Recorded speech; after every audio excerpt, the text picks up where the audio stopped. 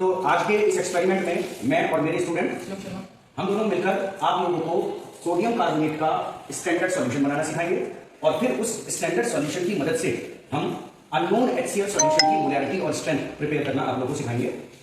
हमारे पास ये जो टाइट्रेशन होते हैं ये एसिड बेस टाइट्रेशन होते हैं। इन टाइट्रेशंस में हम एसिड को बेस से या बेस को एसिड से न्यूट्रलाइज करते हैं। तो सबसे पहला हमारा काम रहेगा कि we have to prepare 250 ml of 1/10 m Na2CO3 standard solution. इस सॉल्यूशन को बनाने के लिए हमें सबसे पहले 250 ml डिस्टिल्ड वाटर चाहिए। उस 250 ml डिस्टिल्ड वाटर में हम सोडियम कार्बोनेट ऐड करेंगे, लेकिन क्वेश्चन ये है कि 250 ml वाटर में सोडियम कार्बोनेट की कितनी क्वांटिटी, कितना मास हमें ऐड करना है। तो हमें इस सॉल्यूशन को बनाने के लिए सोडियम कार्बोनेट का कितना मास चाहिए उसके लिए हम एक फार्मूला लिखते हैं, वेट ऑफ Na2CO3 या mass of Na2CO3 required is equal to molarity of Na2CO3 solution multiplied by molar mass of Na2CO3 multiplied by volume of solution in litre. अब हमें क्वेश्चन में दिया गया है कि सॉल्यूशन की मोलैरिटी 1/10 मोल पर लीटर होनी चाहिए। ये क्वेश्चन में गिवन है। मोलर मास सोडियम कार्बोनेट का 106 ग्राम पर मोल होता है और वॉल्यूम सॉल्यूशन की हमने प्रिपेयर करनी है 250 ml। तो 250 को 1000 से डिवाइड कर दिया तो ये लीटर में वॉल्यूम आ। तो 1/10 मल्टीप्लाइड बाय 106 मल्टीप्लाइड बाय 250/1000 तो आंसर आता है 2.65 ग्राम।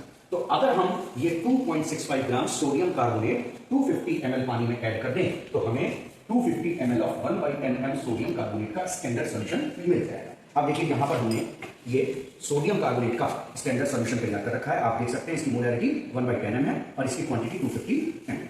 अब सेकंड स्टेप ये है कि इस नोन सॉल्यूशन की हेल्प से क्या चीज नोन है, इसकी मोलैरिटी हमें नोन है। इस नोन मोलैरिटी वाले सॉल्यूशन की मदद से अननोन मोलैरिटी वाले इस HCl सॉल्यूशन की मोलैरिटी और स्ट्रेंथ पता करें। तो बेस की मदद से एसिड सॉल्यूशन की मोलैरिटी और स्ट्रेंथ हम पता करेंगे। ये हमारा टाइट्रेशन या वॉल्यूमेट्रिक का पर्पस है। हम इनको एसिड बेस टाइट्रेशन क्यों कहते हैं, ये बात आप समझ गए होंगे। हम बेस को एसिड के साथ न्यूट्रलाइज करने वाले। अब इस प्रोसेस को करने के लिए हमें कुछ तैयारी करनी होगी।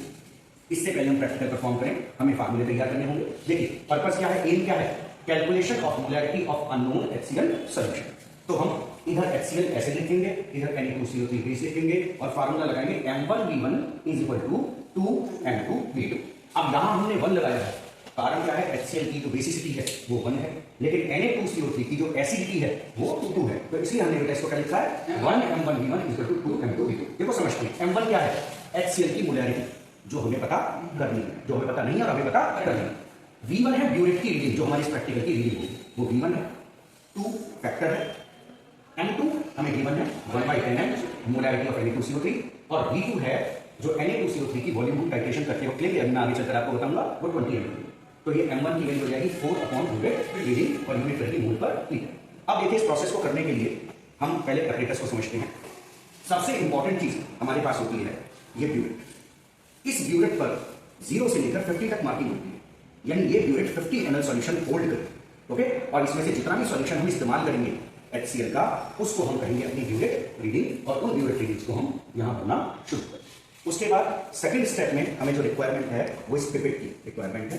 इस पिपेट की हेल्प से हम 20 ml सोडियम कार्बोनेट का सॉल्यूशन करेंगे। तो सोडियम कार्बोनेट को मेजर करने के लिए 20 ml हम इस्तेमाल करेंगे पिपेट का। क्या कहते हैं इसको, पिपेट बोलते हैं। तो ये ब्यूरेट है, ये पिपेट है, आप समझते हैं ये फनल है, ठीक। अब एक हमें कोनिकल फ्लास्क चाहिए। टाइट्रेशन करने के लिए इस तरह का एक कोनिकल फ्लास्क चाहिए। एक मेजरिंग सिलेंडर चाहिए। अब कहें कि मेजरिंग सिलेंडर क्यों चाहिए, जबकि हम सोडियम कार्बोनेट को तो इससे मेजर कर रहे हैं। कोरोना के बाद से पिपेट को यूज करना हाइजीनिक नहीं है, क्योंकि इसमें मुंह से सॉल्यूशन को सिप करना पड़ता है। तो अब हम रिकमेंड करते हैं कि आप पिपेट का इस्तेमाल ना कीजिए, आप पिपेट की जगह मेजरिंग सिलेंडर का इस्तेमाल कीजिए, क्योंकि सेफ्टी पहले रखिए। ओके, ये मेरे पास फिनोल्फथालीन मिथाइल ऑरेंज इंडिकेटर है, क्योंकि दोनों सॉल्यूशन हमारे कलरलेस है, एसिड भी कलरलेस है और बेस भी कलरलेस है। हमें कैसे पता लगेगा टाइट्रेशन एंड पॉइंट तक पहुंचा या नहीं हुआ, एसिड बेस का कंप्लीट न्यूट्रलाइजेशन हुआ या नहीं हुआ। तो हम क्या करेंगे, अपने सोडियम कार्बोनेट सॉल्यूशन में मिथाइल ऑरेंज ऐड कर देंगे, ठीक। तो फिलहाल मैं सोडियम कार्बोनेट के इस सॉल्यूशन में मिथाइल ऑरेंज थोड़ा सा ऐड कर देता हूं, जिसकी वजह से इसका कलर कैसा हो जाएगा, इसका कलर फैंटा जैसा ऑरेंज हो जाएगा, ठीक। तो ये मिथाइल ऑरेंज क्या चीज है बेटा, ये इंडिकेटर है, ये इंडिकेट करेगा कि रिएक्शन पूरा हुआ या नहीं हुआ। दूसरी बात, खास बात ये है कि मिथाइल ऑरेंज जो ऐसा दिखाई देता है HCl की प्रेजेंस में उसका कलर ऐसा हो जाएगा। आप देखिए दोनों में डिफरेंस। तो हमारा टारगेट ये रहेगा कि हमें सॉल्यूशन के कलर को इस ऑरेंज कलर से रेड कलर में लेकर आना है, और जैसे ही रेड कलर अचीव हो जाए हमें प्रोसेस को रोक देना है, क्योंकि उस पॉइंट पर रिएक्शन एसिड बेस का न्यूट्रलाइजेशन क्या हो गया, कंप्लीट हो गया। तो चलिए इसको डिटेल्स में देखते हैं। सबसे पहला काम कीजिए, आप अपनी ब्यूरेट को पानी की मदद से रिंस कीजिए, वॉश कीजिए। ठीक, ब्यूरेट चलाना आप लोग जानते होंगे, क्लॉकवाइज चलाएंगे तो बंद हो जाएगा, और एंटी क्लॉकवाइज चलाएंगे, अपनी तरफ चलाएंगे तो ये शुरू हो जाएगा। क्लॉकवाइज बंद हो जाएगा, अपनी तरफ एंटी क्लॉकवाइज बंद हो जाएगा। फिलहाल ये ब्यूरेट बिल्कुल साफ है। हम इसमें हाइड्रोक्लोरिक एसिड का सोल्यूशन फिल करेंगे 0 लेवल पर तक। हम इसको फिल करना शुरू करें धीरे धीरे। नीचे एक खाली बीकर जरूर रख लें, जिससे स्पिल हो या बिखरे या ब्यूरेट में कोई खराबी हो तो आपको पता लगता है। तो देखिए आहिस्ते आहिस्ते हम इसको फिल कर रहे हैं, और हमने इसको ब्यूरेट को 0 लेवल तक फिल कर दिया। तो अब इसमें पूरा 50 ml HCl सोल्यूशन। तो ब्यूरेट में क्या फिल करना है बताइए? ब्यूरेट में 50 ml HCl सोल्यूशन फिल करना है। अब हमारी जो इनिशियल ब्यूरेट रीडिंग है वो 0 है। हम कहां से शुरुआत करेंगे? 0 ml से शुरुआत करें। चलिए HCl का सोल्यूशन तैयार हो गया। अब सोडियम कार्बोनेट, जैसा मैंने कहा कि 20 ml सोडियम कार्बोनेट आपको इस टाइट्रेशन के लिए चाहिए, पहली रीडिंग के लिए। तो श्योर करो इसको। हम 20 ml सोडियम कार्बोनेट, सामने की तरफ दिखाओ बेटा, 20 ml सोडियम कार्बोनेट इसमें फिल करेंगे पहली रीडिंग के लिए। ओके, सावधानी से कीजिए। कंडीशन को हमने एक खाली कोनिकल फ्लास्क में ऐड किया। आप इसका कलर देख पा रहे हैं, कैसा कलर है इसका? ऑरेंज। अब हम इसमें drop by drop HCl add करना शुरू करेंगे, और आप इसके कलर के चेंज को ऑब्जर्व कीजिएगा। बेटा जूम करो इसको, जूम करो कोनिकल फ्लास्क को। देखिए आप ड्रॉप बाई ड्रॉप इसको आहिस्ते से ऐड कीजिए। आप देख पाएंगे कि इसमें लाल कलर का एक स्पॉट बनना शुरू हो गया है। विजिबल होगा आपको, लाल रंग का स्पॉट बन रहा है। जब आपको लगे कि ब्यूरेट थोड़ी धीमी हो गई है तो आप उसे थोड़ा फास्ट कर देना। ये रेड कलर का स्पॉट धीरे धीरे रुकना शुरू हो जाएगा। इसका मतलब आपका बेस एसिड को न्यूट्रलाइज कर रहा है। ठीक, हम थोड़ा समय लेंगे इसमें। आप देखिए रेड कलर रुकना शुरू हो जाएगा। इसको कंटिन्यू कीजिए, चाहे तो आप इसको थोड़ा सा स्टिर कर सकते हैं।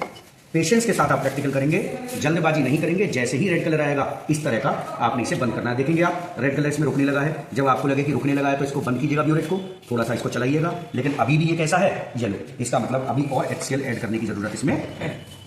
हम HCl और ऐड करेंगे, इसका कलर रेड होता चला जाएगा, और जैसे ही इसका रेडिश पिंक कलर आए आपने इसको तुरंत रोक देना। अब आप देखिए हमने यहां से शुरुआत की थी इस कलर से, और इसका कलर रेडिश पिंक आ चुका है, यानी एंड पॉइंट आ चुका है, और पूरा का पूरा सोडियम कार्बोनेट HCl से न्यूट्रलाइज हो चुका है। तो हमारी ब्यूरेट की जो पहली रीडिंग है वो आप देख सकते हैं करीब 9.9 ml पर आ रही है। बेटा दिखाओ इसको, रीडिंग को यहां पर दिखाओ।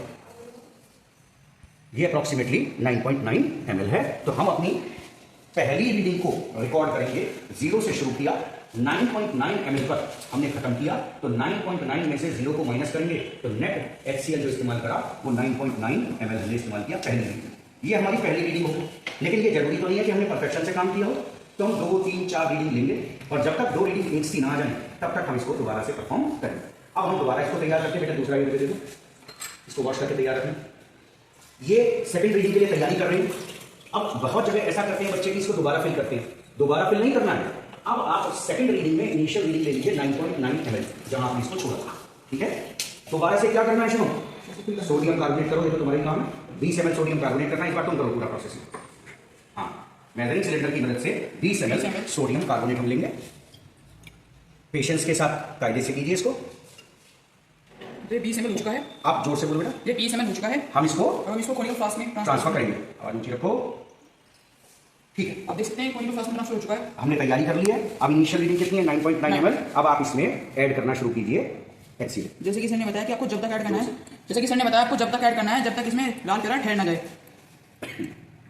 अब अगली रीडिंग हमारी 20-19 के बीच में आनी चाहिए, इतना अंदाजा हम लगा सकते हैं। ठीक है, पेशेंस से आराम से करेंगे, जल्दबाजी कुछ नहीं करेंगे। जब इसका कलर येलो है इसलिए हम इसे दोबारा इसमें और HCl ऐड करेंगे, इसको सही से करेंगे। बस hold hold hold hold hold. अब देखिए इसका कलर चेंज हो चुका है, और हमारा टारगेट होगा इस कलर को इस कलर में चेंज करना है। ठीक है, काफी चेंज आ गया, रेड कलर का हो गया, एंड पॉइंट आ गया है। रीडिंग देखकर बताइए कितनी आ रही है सर? अप्रोक्सीमेटली सर ये आ रही है 9.9। 9.9 रीडिंग नहीं आ रही है सर, अप्रोक्सीमेटली 19.8 के आसपास रीडिंग आ रही है। ठीक है, तो ये रीडिंग आ गई 19.8। अब हम 19.8 फाइनल रीडिंग में से 9.9 को माइनस करेंगे, कितना आंसर आ गया? 9.9। तो हमारी 2 रीडिंग एक सी आ गई है। चाहे तो हम तीसरी रीडिंग भी ले सकते हैं, नहीं तो 2 रीडिंग से भी काम चल जाएगा। हमें तब तक काम करना है जब तक 2 रीडिंग एक सी ना है, क्योंकि 2 रीडिंग एक सी आ गई है। तो 2 एक सी रीडिंग को हम कहते हैं कॉन्कॉर्डेंट ब्यूरेट रीडिंग। क्या कहते हैं? Concordant burette reading. अब इस ब्यूरेट रीडिंग को हम यहाँ पर फिल कर लेंगे, तो हमारी जो मोलैरिटी HCl सॉल्यूशन की आ गई 4/9.9। कितना आएगा? कोई बच्चा कैलकुलेटर से करके निकाल लीजिए। 0.4 के करीब, लगभग 10 मार्क्स है। नहीं, nearly it will be nearly 1/1/2.5 मोल पर लीटर। ठीक है, इतना ही आएगा।